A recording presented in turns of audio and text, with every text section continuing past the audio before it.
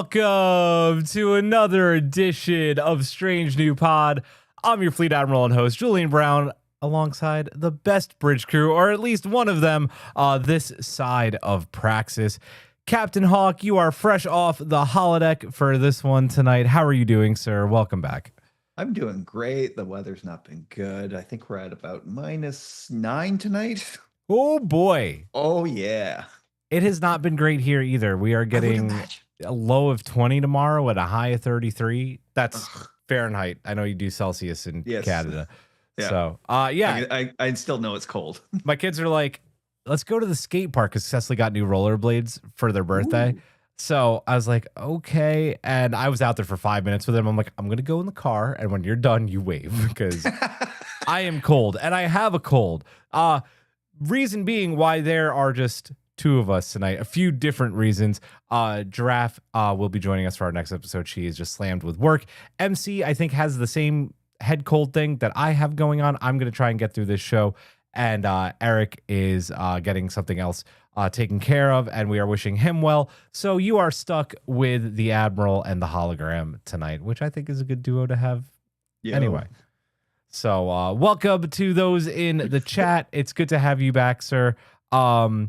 We are here to celebrate this week because today would have been legendary actor Tony Todd's birthday, and it has been just over a year, about a year and a month since we lost Tony Todd. And just an amazing career from that man. I'm going to say the word legend a lot tonight because he is in every sense of the word. We are going to look back at his roles on DS9, his roles on Voyager, his role obviously in TNG as Kurn. We're going to get away from Star Trek a little bit. We're going to talk film. We're going to talk television. We're going to talk video games. What he did to help define the horror genre in the 80s and the 90s. Because he is the candy man. Man. Before we get into all of that, though, Hawk, we need to thank our amazing Patreon collective members at the Ready Room level above. I shocked you, I think. Because I don't have the... No, that's okay. Don't worry about it. I'll do it. You're good. You're good. You're good. I'll do it. I'll take care of it. I do have the outline. Why are you pulling a draft on me tonight? Come on, man. Come on.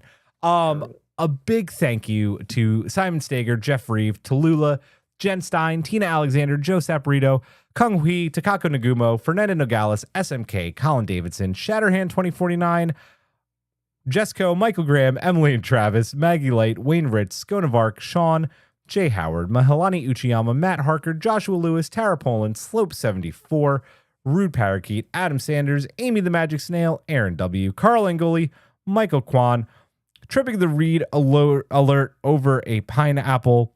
Oh, I think I actually skipped the line. Sorry. Caitlin, Elizabeth Dean, Jim McMahon, Sedano 317, Puka Hair, 3 Fry Short, Cat Tippe, Tripping the Reed alert over a pineapple, Sean Manning, Asher at the Bat, Chris Waterman, RHCB, Martin Simpson, Norman Buckwall, David Prime Hildebrand, Taryn J. Robinson, Rod Grenier, Eric the Red, Trouble, Jamie Roberts, Honeyberry, Paul Taylor Pitt, Brett Jones, Michelle P., Margin Walker 82, Melissa Bartell, Jesse Robbins, Kim, Chris Vinoglio, Felix Dax, Kelly McKinnon, Chief Petty Officer Snuggles, Lisa Moore, Kirsten Beyer, and our newest collective member, Big Easy Blasphemy. Welcome, welcome, welcome. It is good to have a new patron member there. Yes. Yes, and also a big thank you to our Badmirals, our EPs, who make sure that the SMP Warp Core stays humming and gorgeous so Brad Boimler can come down and look at it anytime he wants. Simon Staker, Chris Waterman, Tara Poland, Dana, Matt Harker, Jim McMahon, Maggie Light, Pfeff, and Michael Graham. By the way, I know I owe at least two of you some welcome stickers. Life has been a little bit crazy around here. I will get new patron mail out to you soon. I was going to do it today, but life got in the way. I almost did a Jeff Goldblum there. So, yeah. Life finds a way. There it is. And then I could go into singing, Wonderful from Wicked, but I'm not going to do that. No one wants to hear me sing, especially with a cold. Okay, very quickly, housekeeping, news, and all of that fun stuff. Just briefly, we have a brand new episode of Alternative Space that just hit our Patreon collective. That is with the amazing Susan and Tilly Bridges, who we've had on the main show.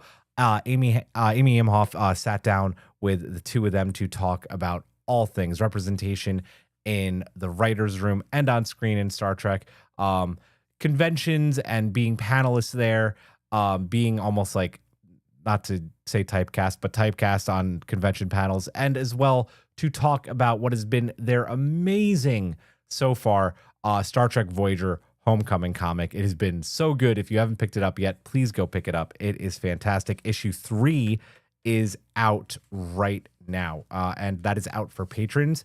The podcast of that'll drop for everyone else next week. And if you are a 10 Forward member or a Badmiral, that is available in video for you. So go check that out on the Patron Collective page. And yes, Kung says, hopefully you have plenty of water. I do, and I have some hot tea next to me, which I don't think is quite drinkable just yet. Quick look at the month ahead for SMP. Next week, we are going to dissect the Star Trek movie news. Lot going on there. Kelvin has been canceled again. Whether that remains true, who knows? There's a new movie apparently in the works. We are going to basically revisit the panel that we did at Trek Long Island and kind of do like a part 2, part 3, however many movie shows we've done at this point. But there is movie news coming out of Paramount / Skydance, or God, soon maybe Warner Brothers Hawk. I don't know. Kind of hope not, but we'll see. Because that would be a monopoly. But that's another subject. So another one, MC came up with this one to end December. We did our favorite episode series before Strange New Worlds, which is a lot of fun. We're going to be talking about one of those episodes tonight. MC had the idea about doing some of maybe our obscure favorites, favorites that maybe you might not agree with or that fly under the radar. That'll be our episode, I believe, on the 18th. I think that'll be a lot of fun. We're not going to do one for every one of us. We're just going to do it in one episode and go down some of those. I think that'll be fun. Yeah. And then we are going to be off, in quotes, off again from the live show for 2 weeks. We will have premieres on Christmas Day and New Year's. I believe New Year's Day is on a Thursday.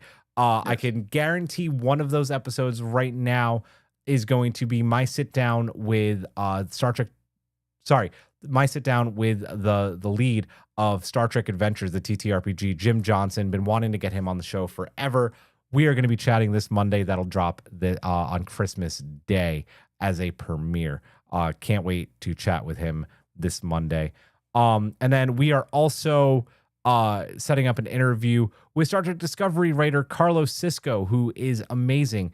Part of the reason we're going to talk to him is about his time writing on Discovery as well. He also works on Star Trek Adventures, and he also works on one of my favorite things in the world right now, which you've probably heard me talking about in the Discord, and that is Daggerheart. Oh. He was one of the writers on this TTRPG from Critical Role, and he just released some homebrew for one of the campaign frames in here called Shadows of the Colossus. He wrote a homebrew supplement for that called Pistol Heart. So we're going to talk Discovery, Star Trek Adventures, and Daggerheart. It's going to be a great show. Hope you enjoy that. I believe Giraffe's going to join me for that one. That'll probably be New Year's Day. Keep an eye out for that. When we come back in January, Hawk. Yes. What's coming up in January, my friend? Well, let me see. I got the schedule up here. You should. It's the last piece of news before the Strange New Loop. When we come back in January, we'll be gearing up for Starfleet Academy. Woo woo. Yeah. We'll do wants and don't wants and more before we get into new episode reviews. And that's going to be exciting. I do love new episode reviews. Yes, indeed. And the new poster for that dropped today. They're all kind of just friend style. It's friend style. It's 90210 people, 90210 style. People are making that sound like a bad thing, and I think it's a great thing. I love that poster. Yeah, it's going to be it's a new direction, and that's not a bad thing. Yeah, I love the idea of, like, obviously I think we're gonna get like all the things that make Star Trek, but like I love the idea of a little bit of like 90210 drama in my Star Trek. It It didn't work for Stargate when they did it with Stargate Universe, in my opinion, but I think it'll work with Star Trek. I'm looking forward to it. Well, the Academy's so important in the lives of the Star Trek characters, and that they form their some of their strongest relationships in the Academy, and some of them turn out to be like the worst nemesis that they. Yeah, right. Nick Locarno. Nick Locarno. Nick fucking Locarno, that guy. Oh man, brilliant. Cool. Do you have anything? No. I've been playing a lot of Baldur's Gate 3, but Do you want to rant real quick? Because I know you love the show and everybody's been talking about it. Do you want to talk about what you recommended to me? Oh, yes. A quick recommendation, and that if anybody hasn't been watching, watch Pluribus. It is Vince Gilligan's new forum on Apple TV. I can't say anything about the plot in that because you mentioned anything about it and it kind of gives it away. But all I will say is that it's Vince Gilligan reaching back into his X-Files mode and that for story, while employing all those great directing and cinematography techniques he developed with Breaking Bad and Better Call Saul. And it hasn't finished yet, but it's in my top 5 for the year. Oh, wow. Yeah. Wow. What if they don't stick the landing? I don't know. I mean, it's Vince Gilligan, and it's like I trust this guy. I trust the process. Yeah. All right. No, I have I think 2 more months left of my free trial of Apple TV again because I got a new Mac. So yes. Yeah, we'll see what happens. I might give that a shot. Yeah. Cool. Let's do the Strange New Loop. Let's start talking about Tony Todd. Yeah.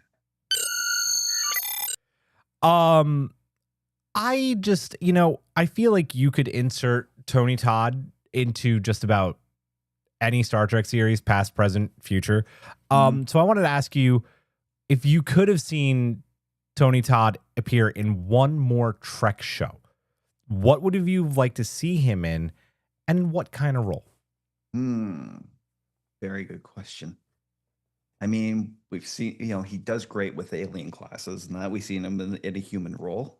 His most emotional role in the Star Trek universe was on DS9, playing the older Jake Sisko. But I do love seeing him in makeup and costume. Yes. I would love to have seen his take on a Romulan. Man, just don't know. Same. Just don't know what show that would have worked with. Do we maybe if it had been a little later in years now, it could have wound up in the Picard universe. Yeah, I would say I would have loved to have seen him as a Romulan in the Picard universe. Yeah. I was thinking hard on Romulans. I kept on going between Romulan, and then I went to season 3 of Disco and how the Andorians looked. And not just the Andorians, but just the idea of the Emerald Chain. And I could see him playing I don't want to say a leader, but someone shady in that organization, a shady Orion, or I was really leading towards putting him in Andorian makeup and having him almost be a warlord. I would have loved to see him at these mercantiles post Federation before they fixed the burn. I think that could have been really cool. Yeah. I mean, that whole burn arrow in that, I think it was a bit untapped as far as the stories that they could have told. Yeah, man, they solved it way too quickly. And I like season 4 and 5 of Disco, but it would have been cool to see the burn take a little bit longer to recover from, and having a character after Osira maybe try to take up that mantle could have been cool.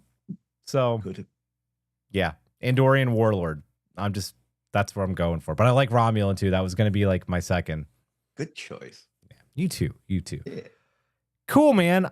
Let's talk TNG, and let's talk about the Sons of Moog, which is an episode that we are also going to talk about, but that is Worf's brother Kurn, who debuted in the season 4 episode Sins of the Father. I want to talk to you about how Tony shaped Kurn and made him this really he was a really compelling character. He had so much depth, so much layers. What did you think when you first saw Tony Todd in Klingon makeup, and maybe even talk about before the reveal and then after the reveal? Well, remember, I did see this when it premiered, like Yeah, all yeah. way back those years Yep. ago. So yeah, like I was, I think at the time I was kind of vaguely familiar with him. I think Candyman was out at this time. Mhm. Yeah, yeah, and so I probably didn't even recognize him in the makeup when he first appeared in that. The voice obviously was a big giveaway. Yeah. Um, but as an actor, he was always so complimentary with Michael Dorn, right? Because like when you think about it, it's like they do have a very similar approach as far as like the dialogue and voice and that, right? It's like very measured. They have that gravitas thing, a growl to it, as you Yeah. would. But also the erudition. They could just eat dialogue, for breakfast. And this is why he made such a compelling Klingon, uh, the fact that he comes on the ship and that and he's busting chops right down the line and that, and it gets to Worf. Thinking to myself, why isn't he giving Worf a hard time? Worf wanted a hard time for him and that, but like, he just wasn't having it. It was complimentary to him and that, and it was just, the reveal, that this was Worf's long lost brother, because we get a little bit of backstory about Worf and that, but this is where it really kicked in, to his Worf's backstory and that, the Kittimer massacre and that, the fact that, his brother was kept hidden. It was all such a great leap forward for the character and that. So, I mean, like Tony Todd was just such a great addition to Worf's storyline, you know, even with his brief appearances and that, because like rewatching, there wasn't a lot of it, there wasn't a lot to him in that, but like it's still every scene he got, he was great in, and he added a little bit more depth to it in that. But one of the great things about Kurn and Tony Todd's performances was the mirror it held up to Worf throughout the entire thing, Yes. right? Worf being raised, by humans in the Federation, joining Starfleet and that, and then being confronted with, his brother, who was obviously, grown up, but, as Klingon and that, despite, everything that had happened. It was always a mirror for Worf in that, it was like he was, even as the head of the household, he still wasn't as Klingon as Kurn, you know. You see that really later on in that. Well, I know we'll talk about Sons of Moog later in that, but there's that one scene in the Sons of Moog.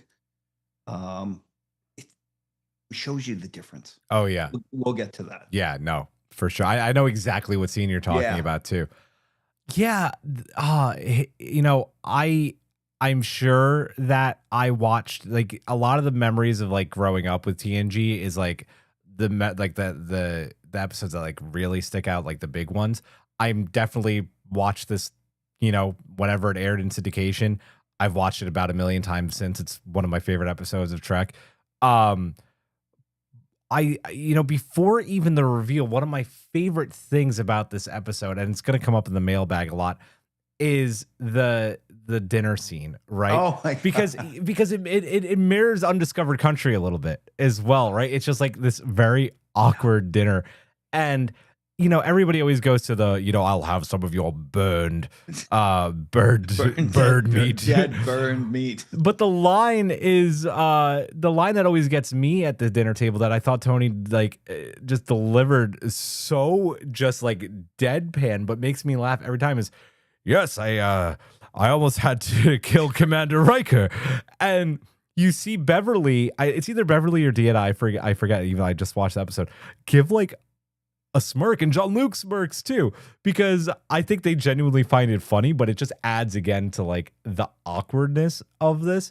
And it also, I think, is the first time that mirror that you were talking about happens, where Deanna talks about, well, Worf enjoys the food just fine when Kurn like spits the turkey out, right? Oh yeah, yeah. It seems, yeah. Jordy points out it seems to agree with Mr. Worf Yeah, in that. yeah. Kirk again, that look, and it's like yes, and it's like you can feel the waves of judgment just hitting Worf and that. That simple little line. Yes, it does. Yeah. No, I like though what I really like too is the way that he does really act well the little brother role, right? You never feel, even though I think for all intents and purposes, Worf is Worf is the, I don't want to say lesser because he's not. He didn't grow up on the homeworld. So I don't want to call him a lesser Klingon. I think that's a Right. disservice to Worf. He's just not a Kronos Klingon, right? And Kurn very much could have been like, well, since I have all the traditions, I'm like the alpha of the family. But no matter what, he always, throughout the episodes that he's in, always gives up that mantle to Worf and plays it really well. Not once, I think, is there a moment where he's like, where it's ever like, jealousy, right? It's just like, I'll always follow you. And I always appreciate it, especially even starting this episode when they go to try and get their house's honor back, how he plays it. I'm wondering like what you thought about that. Uh, I mean, for like Sins of the Father, yeah, it comes up. Like I know, that whole the whole family dynamic in that, it's like yes, he grew up on the home world and that. I know he regretted like never growing up with Worf and that. That He comes up says later. that, yeah. He does later on. But what was my point? The later on, like the whole dynamic in that of the I am the old elder brother in that, so I have the right to Yeah. choose and decide. And that it comes up a lot, And yes, he's very dutifully bound to it and that, but at the same time, it does create like it creates an enormous amount of tension in that, and I think. And it reveals something a little weird about Worf in that, because like later on in that, we see like he kind of takes that whole thing for granted. Yes. That the whole decision making process and that, and it's like he makes the best decisions that he thinks at the time and that, but like things do not work out. It's so funny you mention that, right? Because Worf makes some big decisions, not just for his family, but if you think about it, going all the way to the end of Deep Space Nine, he asks Kurn to follow Gowron, which at that time maybe is the best choice. But as we know, what Gowron does later ends up being a horrible choice. And Tony Todd does such a good job in Redemption when Worf is like, we are going to follow Gowron. And you could like, Tony Todd gets so much praise and love for his voice and the way he acts with his voice, but he's a really good facial actor too. There's so many moments where he doesn't say anything, especially in Redemption when he's like, you may think Gowron's a coward, but we are going to follow him, where it's just that look of disappointment. But again, you are the older brother. I will follow in your lead, Yeah. He respects tradition and that. And like I said, I think Worf ends up taking it too far, because like there are so many moments when you see like how much, like how Kurn, like, raised as a Klingon and that like knows his people way better than Worf does. And that like everything Worf knows about like Klingon culture, it came from data pads and, everything growing up. Right. He didn't have that lived experience of what it is to be Klingon and that. In Redemption, like the beginning of Redemption Part 2 and that with the chase. Yeah. Oh, it's so good. It's so good, but like you can see Worf trying to overrule the brother and that, and the brother, it's like he's doing something crazy in that, but at the same time he knows exactly what he's doing, to even Worf's surprise. Right? You were talking about earlier how there's like that, it's like the mirror, right? Like how like Kurn is the very like traditional Klingon, and how Worf very much is, a Starfleet officer who thinks he knows what it means to be Klingon. And yeah, he does like a batshit crazy maneuver into that sun that would make Martok proud, right? Like, and yeah, Worf, I think, like wants to go back on those Starfleet instincts, but the way that he plays, like, for lack of a better term, like that, like feral Klingon instinct to win the battle at all circumstances. I love the beginning of that episode and that scene. It's you can see like what's missing as far as like Worf in the Klingon experience, and that it's like Yes, they're facing death at that moment, and Worf is trying to stabilize the ship, get shields running, and that he's following these very much Starfleet playbooks about space combat and what to do, and he's more focused on ship and crew than Kurn is. Kurn is Mm-hmm. fully in battle mode. And it's like, honestly, he is in love with this moment. Yeah. Yeah. Yeah. It's like, they're on the verge of death and that. And it's like, okay, I'm on the verge of death. And it's like, I'll dance this blade because, I'll dance on top of this blade, and love every moment of it. If win or lose, no matter what. Kurn and Worf's story is most definitely a tragic one, right? Because they start without their honor, right? And it's tragic right from the beginning at Sins of the Father when Kurn has to turn his back on Worf when he's disaccommodated, right? Mm-hmm. So it's tragic. It's tragic there. And then there's that glimmer of hope in Redemption, right? Where Gowron restores the House of Moog, right? Worf is allowed to serve in the Klingon Defense Force. He leaves Starfleet, serves under Kurn, which, we just talked about. But as we know later on in Deep Space Nine, with Worf going against Gowron strips him of his lands and titles again.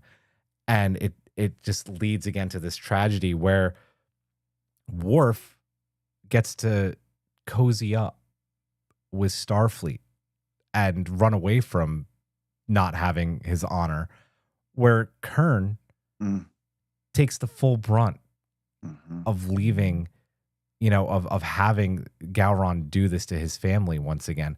And the next time we see Kurn in the Sons of Moog, you find a very different man. And Tony Todd does such an amazing job of going from super honorable Klingon to a man who wants to die.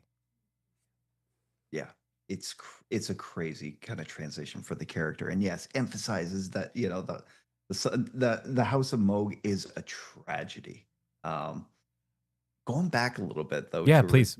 To Redemption. Do you remember that scene where Kurn was basically like telling Worf and that it's like it's time to do away with everyone in the council, and that it's time to do away with Gowron and all these people and that because they have absolutely no honor. They've forgotten what it is to be us, and that maybe it's time for the Sons of Moog to sit on the council. And can you imagine that storyline if Worf had said, hell yeah? Oh my God. It would have been so good. And, there's so much foreshadowing about like Worf possibly becoming Chancellor throughout TNG and Deep Space Nine, right? Because I believe it's Kurn who mentions it in Sons of Moog, right? He's like, remember this conversation. And then when Gowron was in power, remember his talks that one of the Sons of Moog could have possibly sat on the council. We were getting there, brother. We were getting there, and you had to throw it all away. It's such a and then of course after the tragic events of Sons of Moog, Worf basically had the robes put on him. Yep. Basically, he was offered them at least, No, literally, they put him on him, and he's like, "Nope, here you go, Bartok." But yeah. Again, so different, because like Worf, naturally, it's like he brought up in Starfleet, and that it's like everything is rank and duty, and Klingons have that duty, but they also have something different in that because like their system is so different from the Federation in that it's a feudal system in that it's like Japan or France back in the day. It houses in that jockeying for position and that, and it's like always like one eye on the future in that, and like what if I just took out like this house and that I could take their spot. Yeah. And again, it's another side. It's another side that Worf will never know in that because he's never brought up in that culture. And that it's, I really want to get to that scene in Sons of Moog. No, please go. Yeah. Let's talk about Sons of Moog. Go for it. When he and Kurn board the Klingon ship to get the information on that for the location of the mines, and like Worf almost bought it. He did. And he didn't even know it was coming. Right. Yep. Kurn knew in that because. Kurn grew up around Klingons, around actual killers. Worf never learned the killer instinct. A great warrior, no doubt, right? But he didn't know, like he did not see it when somebody was planning to kill him. And that's and that was a huge big difference between him and Kurn. Kurn always had that killer instinct, and maybe if Worf had kind of leaned more into like his brother's point of view on things, everything would have been way different. It's so funny that you mentioned that though, that like Worf doesn't have that killer instinct, because that's a subject that comes up with Worf so much, right? Because Worf, I think, tends to have that killer instinct when it suits him, right? Like when he has the opportunity to kill Duras, he kills him. We have that great DS9 episode, Rules of Engagement, where he possibly killed civilians. He didn't, but where he had that Klingon bloodlust. But yeah, he also very much, most of the time, I think, has those Starfleet ideals, and I don't want to say blinders, but yeah, I also don't want to say he hides behind them, but I feel like it's just always that like inner conflict within Worf. Yeah, and Kurn is just, like you said, the exact opposite. Correct me if I'm wrong. Kurn doesn't even say anything, right? But he gives Worf a pause. He just eyes down at the knife in the Klingon sleeve, and he just looks at Worf for a moment. And he goes, "He was going to kill you." Oh, Kurn saw it in the eyes. Yeah. Exactly. It's like Worf could not read that Klingon. It's like when he was like, "Yeah, I made a mistake, obviously," in that. It's like, but Worf just couldn't see past it. He listened to his words, but he did not look him in the eye. And Kurn, growing up in the Klingon culture and that, always knew. It's like, when somebody wanted to kill him. Yeah. Yeah. This is why Sons of Moog is such a tragic episode. Again, focusing on that whole dichotomy they have, where the elder brother is the one who sets the terms in that. It's like Kurn comes to him looking to die. That obviously, like Worf, almost did the job in that, except Jadzia and that he stepped in and he got Kurn the medical attention that he needed. But that scenes of him in the sick bay afterwards, when he let he let himself be shot after he discovered somebody was trying to get through cargo, and giving him a job as security. Again, it's him, like that perspective that Worf has always lived with, and that it's like, okay, it's like I'm a disgraced Klingon, but I always have Starfleet. Yeah. Worf grew up in a society that showed him everybody's got options, and that even at those times when he felt like it's like he felt so hard done by, and that he still had options in that. But with Kurn, I don't know how he ever thought Kurn could be satisfied with just a simple security job. But I remember that bit with him leaning on like the elder brother thing, and that it's like, you will do as you were told, right? Yeah. And the way that Tony Todd like delivers that line, he just looks like a man defeated. He goes, "You are the elder brother. I will do whatever you say." Yeah. But it's just like at that point, like he's dead inside too, right? Like he's not.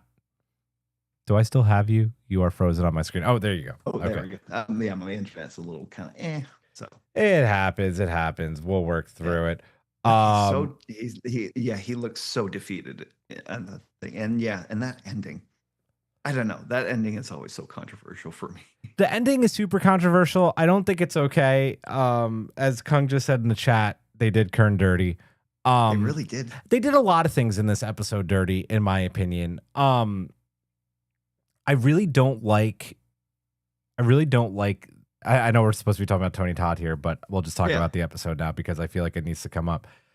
There's that whole line after Worf kills Kurn, and Odo's like, you'll be on the hook for murder, and it's like, no, dude, like, no, he won't. Like this is a very common tradition in Klingon culture, like, and the fact that Sisko even later on is like, I've turned a blind eye to Klingon culture, but like I'm like, no, dude, like this is supposed to be like the utopia where like euthanasia and like everything else is okay and normal, and especially in Klingon culture. Like if you go back to TNG, Riker was going, like, Worf asked Riker to kill him, and he was going to do it. I don't know if he was ever going to do it, but Picard was going to let it happen if he so choose, right? Because that is their culture.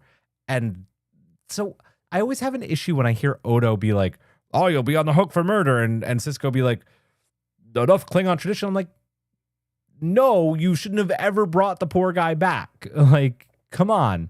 Honestly, the end of this episode should have wound up with another knife in Kern's chest. Yeah. What do you think?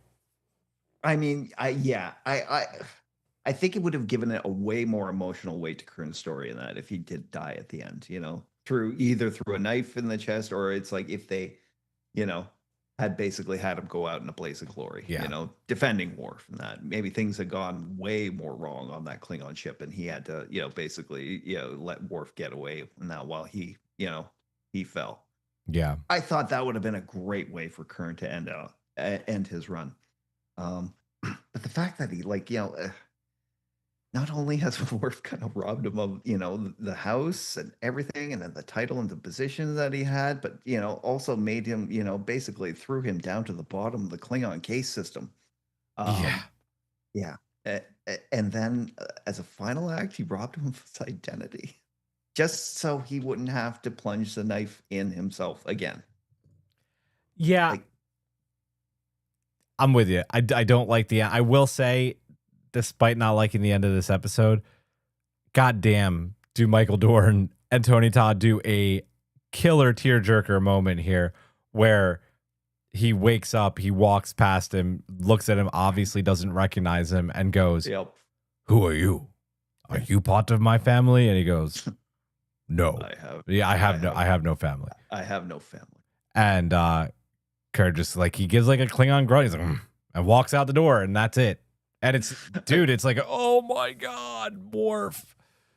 I mean, it was kind of a weird callback to Sins of the Father when Kurn had to turn his back on him. Yes. Right. Yes. Yeah. Well said. Let's keep on DS9. We're not going to stick too long on the Visitor, and I know that that's a big reason people maybe came tonight. But we literally just did an episode on this right before Strange New World. This was Eric's pick for his favorite episode of Star Trek during our favorite episode series. So if you want to get a deep dive into this episode, please go back and watch that one. David Livingston, who I believe wrote that episode, watched our episode and loved the hell out of it. So it's good. Go back and watch that, because that was a tearjerker of an episode. Oh God. Yeah, but to have him, this is his Tony Todd's second appearance in season 4 of DS9. He got to come on twice, but to come in as an older Jake Sisko in this episode, I want to talk to you about how his performance in that role just completely elevates the emotional weight of this story. Well, first up, it's it is such a great contrast between the character he played in Kurn and taking on an established character that we're already familiar with, only years in the future.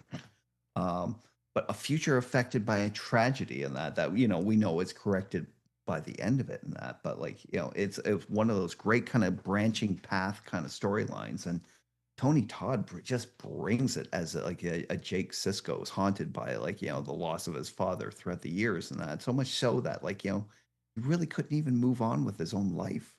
If I remember, it's been a little bit since I watched the episode and that, but he's had to go back to school in the later half of his life, just to learn the things that he needed to to try and run this experiment, warp theory and temporal mechanics and stuff that Jake never wanted to. But at the same time, again, Tony Todd as Jake Sisko, he brought that great emotional weight. It's Sirach Lofton and that as a kid, we see life as a kid through him, but the adult Jake Sisko, I really don't know what to say. More to say in that. Tony Todd just it's a great performance from him in that, and it's like it's very different from a lot of the stuff that we know him from in that. It's like for a guy who built up his career in horror in that. Yeah, Mainly. it's very much a just like straight drama role. Like really, really is. Yeah, no, it's definitely a role you don't get to see him. I want to talk about behind the scenes details about this episode because I did not know this up until about like an hour ago when I was finishing up the outline. Okay. Did you know that when he was filming this episode, he was mourning his aunt? His aunt, Tony Todd's aunt, raised him as a kid and had died 3 months before filming this episode. And this is actually a quote from Tony Todd. This script got me out of my shell. It's like she was whispering to me, go back to work. Doing this was as close to heaven as I can imagine. I love those I love those things. You hear a lot of stories like that. It's like an actor and that basically like sometimes it's like some performances usually geared around some sort of tragedy in their own lives and that makes perfect sense. Right. Yeah. The fact that him haunted by like the death of the person who raised him and loved him and probably was the one was like the person who encouraged him in that into doing what he wanted to do for a living. I'd imagine playing a character who yeah, like whose father who also encouraged and loved him and said like it's like you don't have to be in Starfleet, and it's like I don't care about that, and it's like I just want you to be happy. Right. And it's such a parallel, right? Because, he's probably going through wanting a few more moments with the person that raised him. And then to play a character who is literally being haunted by his father every few years and the want to try and find any desperate way to get him back. I mean, it makes so much more sense, like how damn good this performance was from him. Yeah. To draw on that. Incredible. Yeah. Yeah. I don't feel like you could ever talk about, as a Star Trek fan, Tony Todd and not this episode. Eric picked this, as we already mentioned. I think almost every mailbag that we're going to read later in the show is about this episode. Why is the fan reaction to his role as Jake and just this episode in general always so popular and so big? I mean, in a perfect world, Tony Todd could have had like kind of a similar trajectory as like Jeffrey Combs and that coming back every few years, play a different role in that So the fact that he comes back to do this particular role after the many times he came back to play Kurn, it's just one of those episodes. It's like it was great casting for playing like a legacy character. And to play, one of those great one-off Star Trek episodes that is just like, the bottle episode, as we like to call them. Yep. Bottle episodes are always pretty much the best things about Star Trek, in my opinion. And that, but I'm a big fan of short stories, so. Yeah, it's no wonder that like people love this performance. It's a well-written episode, and that with a great performance. From him. Yeah. I just always go back to the scene like right before I think Jake gets him back, and they're just like Tony Todd's like Jake is crying by the warp core. I think Benjamin is crying. It's just like there's so much emotional weight, because I think you go through this episode. I mean, listen, Avery Brooks is the star of Deep Space Nine. I think you're going to get him back at the end of this episode, but it doesn't make it any less emotional. And that's always a sign of a good episode. Like, what's going to happen at the end, but it still freaking haunts you, right? Like, yeah, exactly. Yeah. DS9 always did the emotional stuff way better. Than TNG. Yep. Yeah. I mean, you talk about episodes. I always forget the episode title. I feel horrible, but is it Among the Stars? Beyond. I feel like it's Beyond the Stars. Yeah. I always forget the name myself in that. The Benny episode, which is Far Beyond the Stars. Beyond the Stars, which is always one that comes up when you're talking about Deep Space Nine. I would say it's Only a Paper Moon always comes up. Yeah. So many emotional episodes of Deep Space Nine. That's why it's my favorite Trek. it's so rich. It's so Mhm. rich. Um, Anything else you want to talk about with Visitor, or should we move on to Voyager? Let's move on to Voyager. Yeah, so we get Tony Todd in season 4 of Voyager, and he plays a Hirogen Alpha. And the Hirogen are still somewhat new at this point in Voyager. They'd only really just discovered them. And also, Seven is still like pretty much fresh off of being unassimilated, which adds like another great layer So to the the episode. Prey. doctor's teaching her like greetings in the medical bay. Yeah. Yeah. And she's like, this is completely unnecessary. Yes. But And yeah, go ahead. no, I was gonna say, what was it? Lesson over, as she Yeah, says. lesson over. What did you think about how this episode starts, seeing him as this kind of imposing alpha, teaching his second about, hunting prey, like putting on the helmet, putting on the war paint, like pretty great cold open to an episode. Yeah, and again, it's like it wasn't, he again shifting modes, It's like as Kurn was like, Kurn was brash and like and loud about like battle, right? And this is like Tony Todd taking advantage of that very cool like voice and that he has and that and keeping everything like barely above a whisper with this character, Yes. right? But at the same time projecting like this confidence that even stuns like his second, it's shutting off like the sensors when they go down there, and then he's like, I want to finish the hunt with my own eyes. Yes. Uh, Yeah. it's he's unrecognizable under all that makeup and that, but the voice just stands out. That's the thing. You could always tell when he's in an episode. Yeah, that makeup is so good. And if someone Mhm. said that's Tony Todd, I'd be like, no, it's not. But then No, it's the second you hear him speak, it's like, oh, yep, there he is. Yeah. yeah. It's a cool character for him to get to play because he's just, you don't see the Hirogen early on in dire need as much. You get that later on, like then the whole like hologram situation. But you get an alpha here who is basically was on the verge of death and needing help from the last people that he'd want to help. And you see a character who could have just been another like boring villain, but instead Tony Todd adds that layer of vulnerability to a touch, at the when he's in sick bay.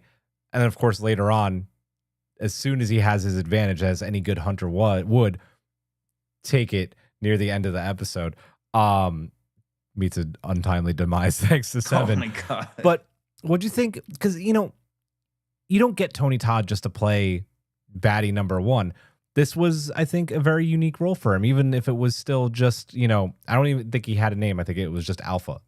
Yeah, basically. It's like the character really didn't need much of a name in that, but like it at its core, the character represented one of the first big challenges that Seven had to Jane, following Janeway's commands, right? Mm-hmm. With species 8472. Yep, that's right. Yep. You got Okay, it. thank you. With species 8472 and that, they were still very, very much a new addition. It's like we didn't know all the rules about them, but we did know that they were the biggest threat the Borg had ever faced. With the character the Alpha, it's like, he knew exactly what they faced. It's again, he plays these roles where it's like it's one culture clashing with Starfleet ideals, right? Mm-hmm. Because Janeway is like, flying by the seat of her pants, trying to, with this situation and that, like trying to preserve the species, make peace with the Hirogen. Finally, at the end, like trying to return that species 8472 back to the fluidic space and that where they wanted to be. And the amazing thing with Tony Todd and Jerry Ryan's 709 and that is he kept kind of cooing to those worst instincts that she was that she had developed with the Borg and that it's like when a species is this hostile and this resistant to them and that it's like elimination was the only option left to her. Yeah. She's riding on these bored instincts and that while trying to assimilate to this new crew. And again, like as we mentioned, she's still very fresh to the show and to this crew. Here is somebody who's kind of whispering in her ear, it's like, what needs to be done. and her basically making the best of a bad situation at the end, while he is, just locked in combat with this thing. I Yeah. love the end. I love the ending of this. It's a great ending. It's obviously not directly Tony Todd related, but I love that last line with Seven being to basically calling Janeway a hypocrite at the end. She's like, you've asked me to find my independence, but the minute that I have an independent thought, you lock me away in a cage, basically. Like, funny how that works. It's such a great ending to that episode. Kung in the chat wrote, I knew he was tall. Speaking to Tony Todd was very tall. He was very tall, man. But seeing him close up was really impressive. He was a great choice for Hirogen. And I want to talk about that. The Hirogens were set up, season 4 and beyond, to be the next big bad after 8472, after the Borg. What do you think helped seeing Tony Todd kind of play one of like their bigger guys and help establish that lore of them being like, this is going to be an ongoing problem for Voyager moving forward? I know, and again, in an ideal world, in that, like, he would have basically, they would have built around him more. Yeah, maybe come back. Yeah, like more like, with like Hirogen, like, with the hunting parties and that, going after Voyager, possibly even like, no, like it would have been great to see him come back in this role if they had kind of been able. But again, like with a species like the Hirogen in that, they make a great villain in that. But I think with this character that Tony Todd was playing in this one, you see you see how some species are just so uncompromising and inflexible in their drives and their wants and needs, and that it ultimately might have ended up boring in that. It's like I don't ever see like them like establishing like peace treaties and that, because Right. they don't really give a shit about that. Yeah. I mean, like, from just the brief description we got of the Hirogens in this episode, and that, it's like most of the time they're just lone wolves out there, just doing it on their own. Sometimes they form small hunting packs, but yeah, they're mainly like a solitary species. Yeah. That loves nothing more than just being on the hunt. And I think that's with Tony Todd playing this role in that, it adds more depth to that, because it's like, again, like he's just very flat, very meticulous in the way he approaches the role in that. No lines ever really much above a whisper. No, it's so much different from how he approached Kurn and Jake, right? Yeah. Meticulous is a great word. Yeah. Just the way that in sickbay, when Janeway like finally reluctantly agrees to like let him go on, he goes, "My weapon."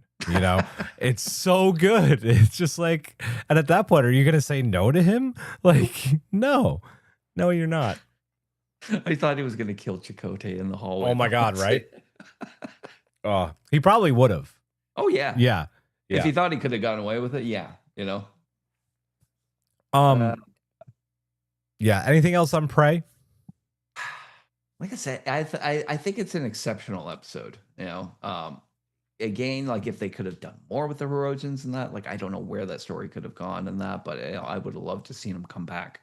I think that that would have been a character. That particular Hirogen would have been a character worth exploring, and that with him back. Well, and especially because he has an established relationship, right? But Seven likes to airlock people. Yeah. Beam him into space. Yeah. Yep. I want to talk about film. Not just film, television, video games. The very first thing on that list that we have to talk about is Candyman. I still consider Candyman, even though it came out in 92, it's very much an 80s horror movie. Oh yeah. It is that era of horror. There are very few horror movies that I will not go back and watch. And Candyman is one of them. Not because it's not excellent, because it is, but because goddamn does Tony Todd still to this day scare the fuck out of me in that role. And I also hate bees. Oh yeah. And it's got all that. It's got Tony Todd in that playing like a black supernatural horror villain.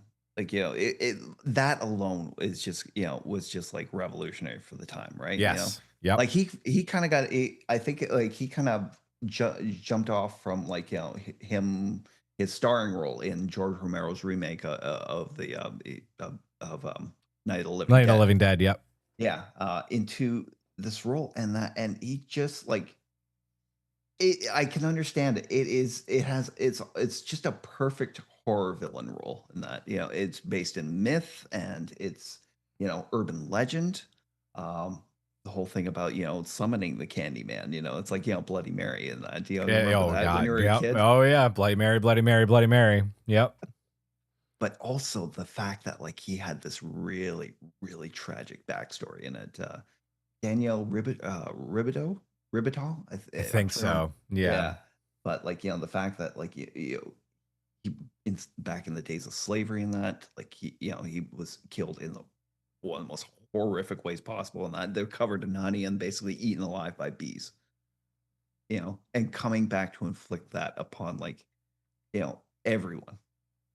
It's classic. Yes, it's campy in the way of horror movies of the 80s and that, but I think it's still, his performance, I would say as iconic as like a Freddy Krueger. Oh, I mean, I think it's up. I mean, Freddy Krueger got ridiculously like, like bad as far as like, the campiness and the bad jokes and all that, but I mean, everything after Nightmare on Elm Street 2, I think is not worth a watch. Except New Night. I love New Nightmare. New Nightmare's that was fantastic. meta though. I It mean, was like, so meta, but it was. I think I was like meta in the best way possible. Yep. But I would, even though I think I've maybe seen Candyman like 3 times. Mm-hmm. If somebody said to me right now, would you rather watch Candyman or Friday the 13th? I'd say Friday the 13th. I think Candyman is superior to Friday the 13th. I've never been a big Jason fan. Like it is up there for me with Freddy and Nightmare on Elm Street. Like just classic film. I believe they tried to remake it in the past like 5 years. I didn't see the remake. Yeah, Jordan Peele I did, and unfortunately, like I didn't really like the remake. Yeah. They managed to bring back Tony Todd, but mostly just in a cameo kind of role for it. That unfortunately, they could have done a lot with that. What I really go ahead. I wish it had been better on that. I was a good remake of it, and that would have been amazing. But again, there's some roles that just get tied to an actor, so yeah, and it's like it's like when you try to replace them or do something with them. Again, going back to Nightmare and that, when they recast like Freddy with Jackie Earle Haley, it was so bad. Didn't work. It was so bad. Just did not work. I had such high hopes for Jackie Earle Haley in that role. I was like, okay, I see it, I get it, but then they fucked up the makeup. They fucked up the movie. Like they didn't do anything to. I know we're talking about Tony Todd, but Nightmare. The Nightmare on Elm Street reboot just kills my soul a little bit because I love Freddy. We talked about at the top of the show how Tony Todd portrays Kurn, kind of almost tragically, right? Especially when we get to Sons of Moog. And what's so interesting, as you talked about, like, his tragic backstory, he plays that even when he's murdering people in the movie. Like, it's still like you almost feel for the guy, right? It's so good in the role. And I think only Tony Todd, it could make you feel that. Like, you don't feel for Freddy, right? Like, you love to root against Freddy. Yeah, you love to root against Freddy and you love to hate him. But like, no, man, you get Tony Todd and Candyman, and it's like, wait, do I want these people to die? Like, is he the good guy here? I don't know, but I don't necessarily see him as a good guy. No. Even invested in the tragedy of his backstory and that. It's like, what happened is basically like it's a almost like a demon in that. It's basically like a hurt soul in that who just wants to spread as much misery in that as they can. It's like you did this to me in that. It's like, okay, I'm going to be a curse upon everyone. Freddy was a child killer. No, fuck Freddy. And that's what sucks about making him so comedic later on, right? Because it's like, dude, this guy did horrible things to children. Yeah. One of the last big things that Tony Todd got to do was besides the last Final Destination movie, which I still haven't seen yet. I want to see it, but I believe we've both played it. He voiced Venom in Spider-Man 2 on PS5, and damn, I loved him as Venom in that role and in that game especially. Oh my god, it was such a good game. You know, it brought a lot to it, like the fact that the game itself, the story was amazing, you know, gameplay and obviously in that, but like, you know, being able to actually play as Venom and yes, like, but yeah, it's like he has that bringing that voice to Venom. I don't want to hear anybody else. Right, like, and it sucks it's like now with James Earl gone. Jones, yeah, James Earl Jones and Darth Vader and that, you know. So it's like I don't know. Maybe this might be one of the only times I let my ban on AI lapse a little bit. You know, it's like maybe AI Tony Todd's voice on. I mean, like if he sold, like, okay, I know this is a very like hot button debate right now. Yeah. I am very much against any company that decides to take someone's voice without their permission. I will say, if an actor has decided to sell the rights to their voice, more power to you. Get that cash, and also the technology is good enough now where it's like it sounds pretty damn good. So like, if Tony Todd did that, I don't think he did. Shit, I'll take it. Yeah. But like, don't do it without actors' permission. Oh no, don't do it without actors' permission. And like, you know, for God's sakes, it's like if it's like original stuff and that, yeah, start from scratch and find a goddamn actor. Well, right, and like also, yeah, please pay voice actors who are alive and around as well. But as far as Tony Todd and that, yeah, it's like hopefully, I hope he did. Like, you know, I would actually love to hear that. You know, he'd set up some kind of like, you know, trust in that going forward for his family and that. Yeah, because I don't. You know, I see like the enormous amount of work he did on IMDb, but I guarantee you, yeah, it's like he didn't see the finance behind it. You know. Yeah. Any other performances here that I you know, there's some films that he was in that he was great in. The Rock. He's great in The Rock. Obviously, we're going to talk about the mailbag. Final Destination's a big one. Platoon. We just talked about Venom. Anything else that I may have missed on this outline that you want to talk about before we kind of wrap up? I'm trying to think. Like, you know, it's like I almost forgot he was in Platoon and that until I saw it on the list. You know, like, and it's been ages since I've seen that. Anything. He also does a great dark side, doesn't he? He does a great dark side. He was it's a great dark side. He was also the voice of the Fallen in the shitty second Transformers movie, which I still will give some love because I'm a sucker for robots fighting each other. So I'll take it. I won't say anything good about the third one, but like the second one was written during the writer's strike, and it's literally just robots fighting each other. It's like, I forgive it. A little bit. Other people won't. But he was great in that. It's like, yeah, he's a fucking Transformer, Decepticon. Like, how can you not love that? Exactly. So, we may actually get one more appearance from him in the second season of Devil May Cry, the animated series. Okay. He has at least one episode in that new season. Nice. That's awesome. Yeah, dude's a legend. Just an absolute legend. Yeah. Oh, what? No, I was just looking. I'm just like, it's crazy. I'm going through this list and that, and he never stopped working. No, he is definitely one of those actors, man, that like he showed up in everything. It's like, oh, there's Tony Todd. Oh, you hear him. That's Tony Todd.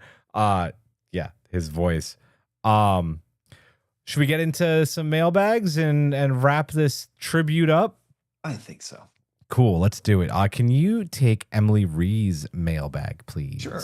Emily Ree wrote, how could it be anything other than The Visitor? Not only is it a brilliant episode in its own right, but Tony Todd is magnificent. He manages to be the Jake we know and also a new Jake, burdened by loss and grief with just small hints of young Jake in there.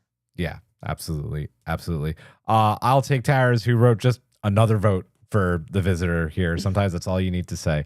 Can you take NYRLites, please? And why Raleigh I wrote, there's nothing that can compete with his portrayal as adult Jake in The Visitor, Yep. but I chuckle whenever I hear Kurn say, I shall try some of your burned replicated bird meat when Picard brings out the turkey. It's a classic line. It's a classic line. It's a classic gif. JMC Trek wrote, my favorite Tony Todd moment, this is really cool, has to be when I got to meet him in person at a local pop culture convention where he autographed a Kurn photo and posed for his selfie with me. That's dope, man. He's definitely one I would have loved to get to meet at some point. Did not get that chance. Yeah. Can you take Mars's, please? Sure. Mars wrote, while I love Mr. Todd's work in Trek, can't go wrong with burned replicated bird meat. He really shined as a horror movie king for me. Candyman, Final Destination, nether region clenching fear. His voice, iconic. You always knew you were going to get a stellar performance with his art. Plus, who doesn't love a mouthful of bees? Me, Julian I don't. doesn't. Me, please no. Goosebumps. Am I right? Oh, So good. So good. I will take us home with Troubles, who wrote, I'm with Mars. The Visitor is amazing. I cried, stopped crying, began to cry again so many times that my eyeballs were burning like someone poured Hot One's last dab sauce on them. Nice reference, by the way. yeah. But I fell in love with Tony Todd. Excuse me. But I fell in love with Tony Todd watching Final Destination. His deliverance of lines, his tone, and his passion are a combination so hard to come by that he draws you in. He makes you believe the feelings, whether they are sadness, fear, or joy. He's been an icon on my TV since I was but a wee one watching the Final Destination series in middle school. He made me fall in love with horror. So I guess without Tony Todd, you wouldn't have the unhinged, feral, drunken raccoon passed out on a liquor store floor chaos goblin that is trouble. Well said. That is a great, great mailbag and a great way to end this one. Hawk, this has been a short but sweet tribute to just an absolute legend of an actor. I mean, you're not gonna go hungry if you want to go back and ever watch his catalog of work. There's so much. Yes, absolutely. Yeah, and this was a short one, but again, I think it's apropos. It's like he comes in, he does the job, he gets out. Gets his paycheck too, right? Yes, he does. Yep. And yeah, we're never going to forget him. No, we sure aren't. That is a fact. That is going to do it for this one tonight. We hope you enjoyed this tribute. Go watch something Tony Todd right when we're done. Go watch Candyman, make some popcorn, turn all the lights off, and get scared to all hell. Go play some Spider-Man 2. Find any of his voice work, any of his film work. Go watch The Visitor and cry again. Do it. Just do it. Do it. We will see you next week. I'm going to say it right now. We are determining whether we are going to be live next Thursday or pre-record this one or maybe do it over the weekend. Stay tuned for a date. It's still looking like it'll come out on next Thursday, but we will be back. We will be talking about the landscape of the Star Trek movieverse, where it is, where it's going, where it might be boldly going, where it might not be boldly going. Who is to say? We will unpack it all. I know MC is raring to talk about that, especially with the Kelvin news, which I know broke their heart. Yes. So with that, I will say for Hawk, for me, I'm Julian. We will see you next week. Thanks for joining us tonight. Live long and prosper. Majram. See you later.